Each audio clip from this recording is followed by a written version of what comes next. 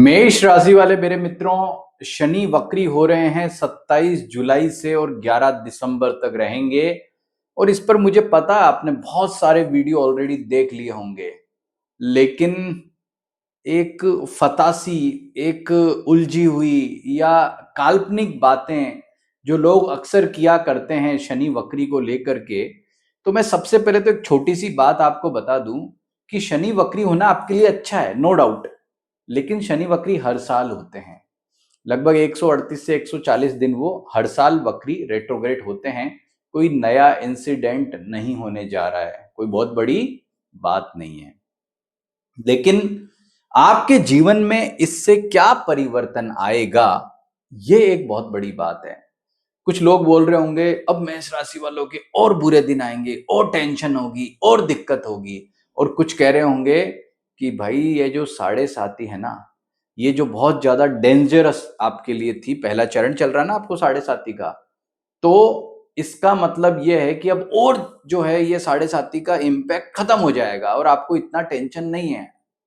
दो तरह की बातें हो रही है, लेकिन मैं आपको बता दूं कि इन दोनों बातों में पूर्णतः सच्चाई नहीं है। हो सकता है कि आपका और बुरा समय आए, हो सकता है कि आपका अच्छा समय आए, लेकिन मेष राशि वाले दुनिया में करोड़ों लोग हैं, आपको पता है।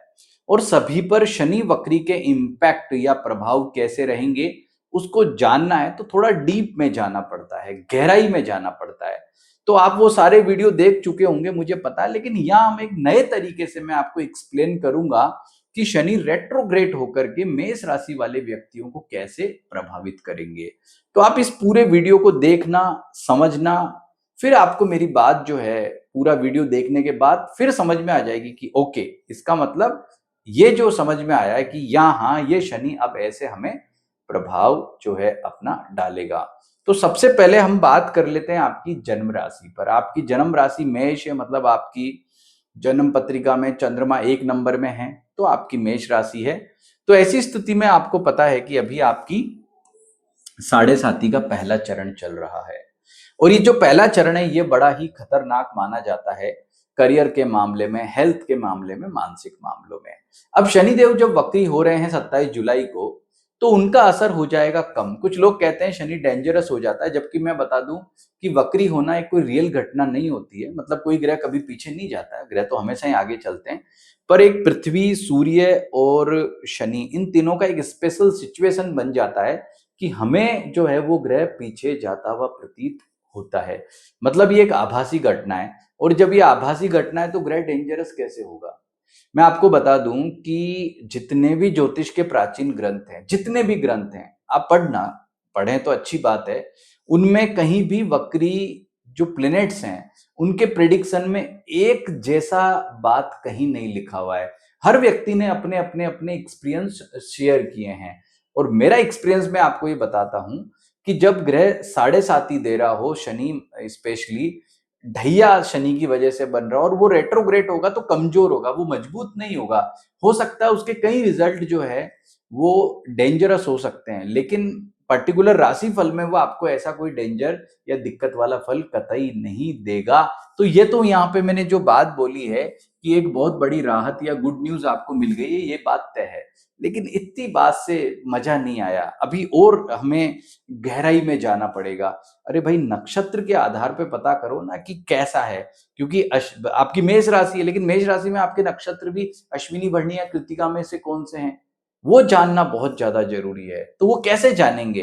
तो सबसे पहले तो मैं आपको बता दूं कि अगर आपका जन्म नक्षत्र अश्विनी है, तो ऐसी स्थिति में हमें, जब हम नक्षत्र की बात कर रहे हैं, तो हमें शनि देव के भी तो नक्षत्र गोचर पर विचार करना पड़ेगा।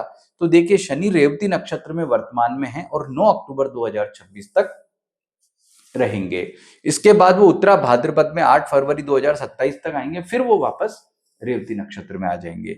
तो कहने का मतलब ये है कि ये नक्षत्र का जो गोचर है, इसके आधार पर अगर हम अश्विनी नक्षत्र वालों की बात करें, तो नक्षत्र के बेस पे तो मैं आपको बता दूं कि जिन जिन का अश्विनी नक्षत्र है, मतलब जिनका चंद्रमा शुरुआती चरणों में है, उनके लिए तो मान करके चलो कि साढ़े साती कब की ही समाप्त हो गई है। क्योंकि आपके जन्म नक्षत्र अश्विनी के अनुसार, चाहे शनि रेवती में हो, चाहे उत्तरा भाद्रपद में हो, आप चद्दर तान कर सोइए, शनि देव आपको कोई कष्ट नहीं देने वाले हैं। ये नक्षत्र के आधार पर मैंने आपको बताया। अब बात करते हैं भरणी वालों की।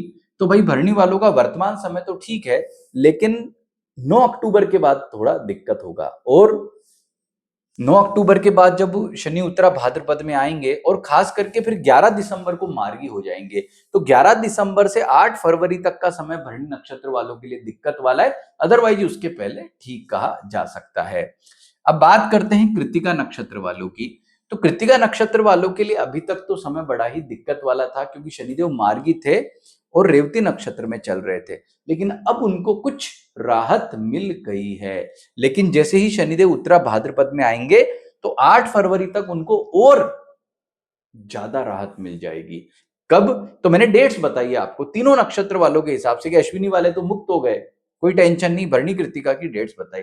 अब ये गौर करो, इन डेट्स के आधार पर आप ये जो शनि की साढ़े साती है, ये कब पीक पे नेगेटिव जाएगी और कब नहीं जाएगी, ये समझना। लेकिन एक पॉइंट यहां पर और समझना होगा, वो क्या है कि आपका लग्न क्या है। लग्न का मतलब कि आपकी राशि तो मेष है, क्योंकि आपका चंद्रमा जाहिर सी बात है मेष राशि में बैठा है, पर आपका लग्न क्या है। यदि आपका लग्न वृषभ, मिथुन, कन्या, तुला, मकर या कुंभ है, अगर ये 6 लग्न आपके हैं, तो इसका मतलब शनि क्या हुआ? आपका कारक ग्रह। और कारक ग्रह कभी भी नेगेटिव फल प्रदान नहीं करता है। इसलिए आपका अगर वृषभ, मिथुन, कन्या, तुला, मकर और कुंभ लग्न है, तो आप टेंशन फ्री रहो। बाकी मेष, सिंह, धनु और कर्क, वृश्चिक, मीन लग्न है आपके, तो जरूर आपको शनि की जो साढ़े साती है उसका ज्यादा टेंशन लेने की जरूरत रहेगी। तो उपाय के तौर पर आप हनुमान जी का पूजा कीजिए, ओम शम शनिश्चराय नमः मंत्र का जप कीजिए, तो आपको इसका कोई ज्यादा दिक्कत समस्या नहीं होगी। तो ये जानकारी जो मैंने दी है आपको, इसी के आधार पर आप समझिए कि वक्री शनि आपके जीवन में क्या बदलाव लाएगा, राहत देगा। कैसे देगा वो मैंने बताया, उसके आधार पर आप डेट्स के आधार पर इसको समझें। नमस्कार।